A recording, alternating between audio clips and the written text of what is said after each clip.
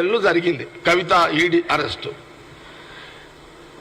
తర్వాత ఏమైందంటే వాళ్ళకు ఒక ఇన్ఫర్మేషన్ ఏంటంటే లేదు ఇక్కడ కాంగ్రెస్ గవర్నమెంట్ వచ్చేటట్టు కనబడతలేదు, ఇక బీఆర్ఎస్ వచ్చేటట్టున్నది,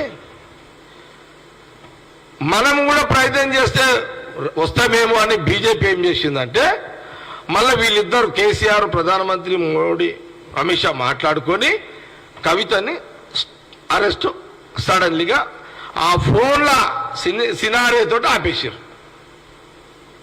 బ్రేక్. ఆ బ్రేక్లోనే బండి సంజయ్ 5 నెలలు కవిత అరెస్ట్ అన్నాడు. ఇప్పుడు అరెస్టు చేస్తలేం కాబట్టి మళ్ళా బీజేపీ ప్రెసిడెంట్గా బండి సంజయ్ ఉంటే ప్రజల దగ్గర మనం జవాబు చెప్పలేం కాబట్టి బండి సంజయ్ను తొలగించి కేసీఆర్ డైరెక్షన్లో కిషన్ రెడ్డిని తీసుకొచ్చి మళ్ళీ ప్రెసిడెంట్గా పెట్టారు, బీజేపీ ప్రెసిడెంట్గా పెట్టారు. ఇది ఫస్ట్ ఎపిసోడ్ బీఆర్ఎస్ బీజేపీ అయిపోయింది. ఇక ఈరోజు మొన్న నోటీస్ వచ్చింది.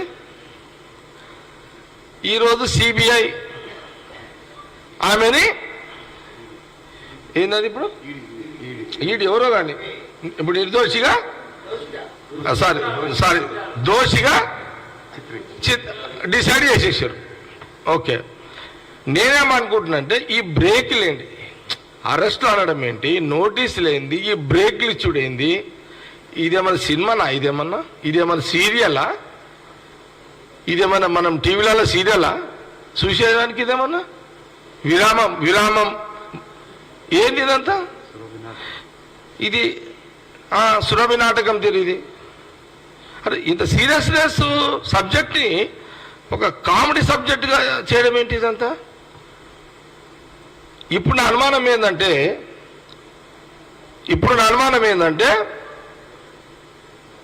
ఇప్పుడు కూడా ఏమైనా అండర్స్టాండింగ్ అయిందేమో ఎంపీల కోసం నా అనుమానం.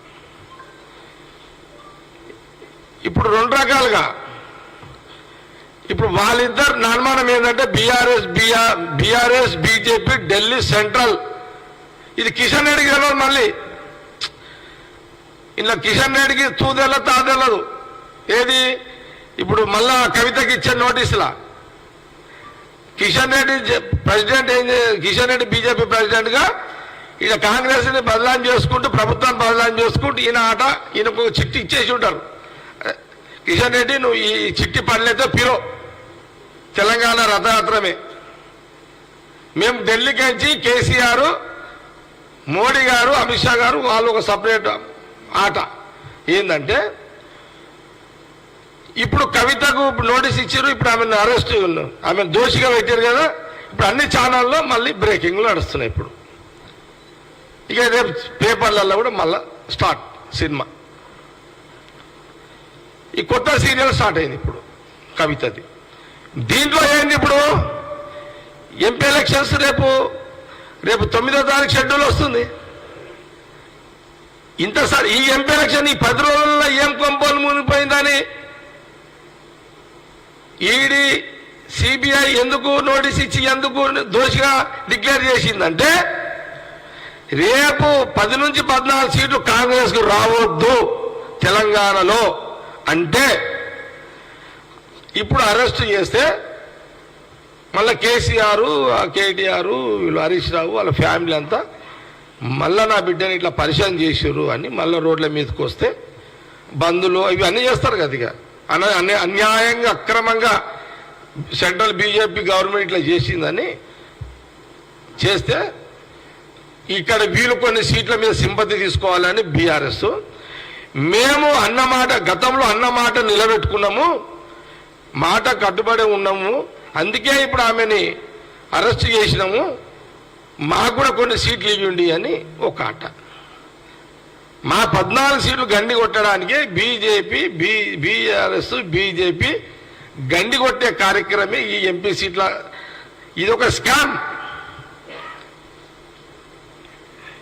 ఇది అఫీషియల్ స్కామ్, ఇది ఈ అండర్స్టాండింగ్ స్కామ్, ఇది ఎంపీ బీజేపీ బీఆర్ఎస్ సీట్లు ఎంపీ సీట్లు పంచుకునే స్కామ్. ఇది 10 నుంచి 14 10 రావద్దు కాంగ్రెస్ తెలంగాణ ఎంపీలని ఇప్పుడు కవితను అరెస్ట్ చేసి వాళ్ళు కొన్ని సీట్లు ఇక్కడ బీజేపీ కొన్ని సీట్లు పంచుకుంటే ఇక తర్వాత ఏముందిలే తెలంగాణ ప్రజలు ఏది చెప్తే అది నమ్ముతారు. ఇంకా సమ్మక్క సారక్క గుడి ముందే ఇంత వాగ్దానం చేసిన వాళ్ళకు ఈ ప్రజలను మోసం చేస్తుడు. సమ్మక్క సారక్కనే మోసం చేసారు వీళ్ళు. జాతీయ పండుగ చేస్తామని చెప్పిన వాళ్ళు తెలంగాణ ప్రజలను మోసం చేస్తున్నారు. వాళ్ళకి పెద్ద పని కాదుగా కిషన్ రెడ్డి గారికి బీజేపీ పార్టీకి. కాబట్టి ఇది తెలంగాణ ప్రజలను గమనించండి, జాగ్రత్తగా ఉండండి అని కాంగ్రెస్ పార్టీ చాలా స్పష్టంగా మీడియా ద్వారా యావత్ తెలంగాణ ప్రజలందరూ కూడా తెలియజేస్తున్నాం.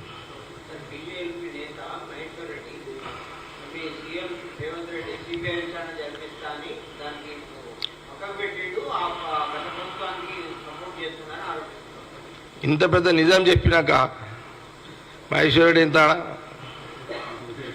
ఇప్పుడు ఇక్కడ అధికారంలో ఉన్న కాంగ్రెస్ పార్టీ మీద ఏదో ఒక నింద వేయాలి, ఏదో ఒక అపనింద వేయాలి. వచ్చే పార్లమెంట్ ఎన్నికల్లో ఇక్కడ కాంగ్రెస్ ప్రజలందరూ కూడా తెలంగాణ ప్రజలందరూ కూడా ఇక్కడ తెలంగాణలో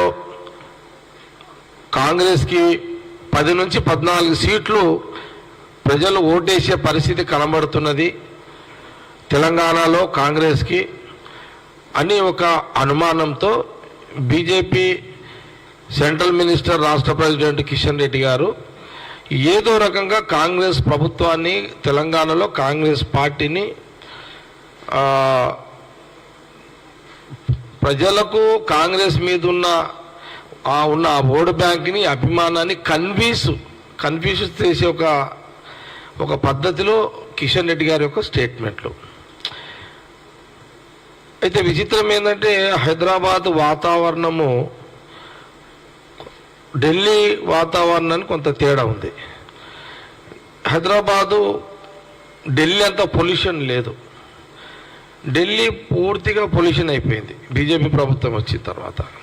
ఢిల్లీ ప్రాంతం అంతా కూడా కాంగ్రెస్ అధికారం వచ్చిన తర్వాత ఇక్కడ అంతా పొల్యూషన్. అంటే గతంలో ఎట్లయితే 9 ఏళ్ల కాలంలో కొన్ని సందర్భాల్లో బీఆర్ఎస్ బీజేపీ కొన్ని సందర్భాల్లో రాజకీయంగా కలయికలు కనబడ్డాయి, కొన్ని సంవత్సరాలు వ్యతిరేకించుకున్నాయి.